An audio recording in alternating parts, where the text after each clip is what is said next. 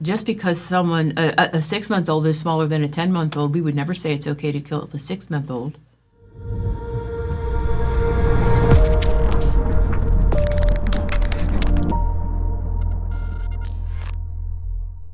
If science then basically says, look, this embryo really is indeed a distinct human person that's unique, Right.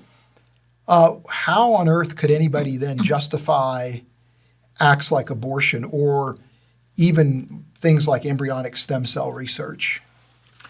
Great question, and yeah, if we could only answer that. But I would say there are several reasons that I see that people would justify abortion. I think one reason is perhaps that they ignore the science, or maybe are not aware of the science, or don't want to look at the science. Because if you don't believe the embryo is a human being, then abortion would be okay. And it really people use a lot of reasons why to justify abortion, but it really all comes down to that one question. If this is a human being, then abortion is wrong. I think the other reason would be, you often hear women say, my body, my choice. So it's the idea of women, of autonomy, a woman's autonomy. Right. And we do have autonomy. If a doctor prescribes me pills, I can choose not to take them, even though it's recommended.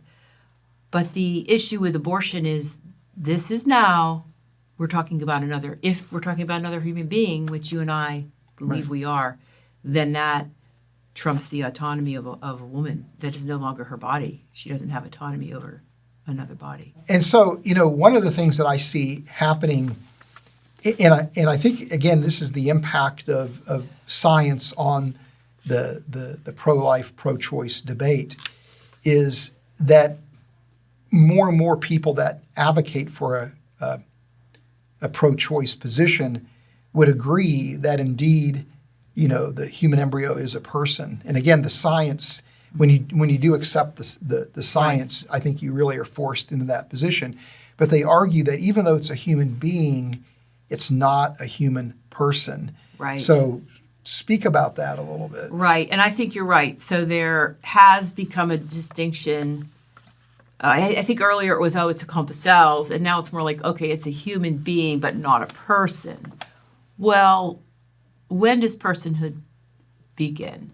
So what is the difference between an embryo at any stage of development, whether one cell or on through that development?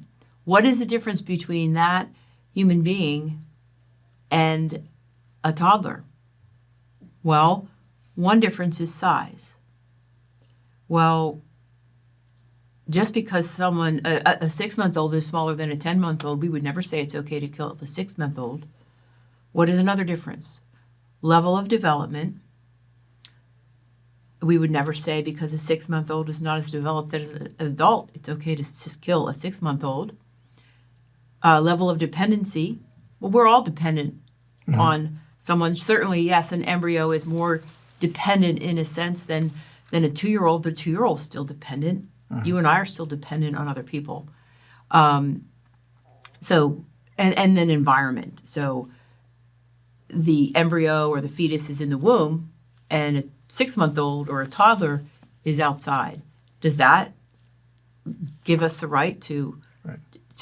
So I would also say there's, in the whole process of embryological and fetal development, there's no magic moment that all of a sudden personhood is infused. So I would argue that personhood begins at conception.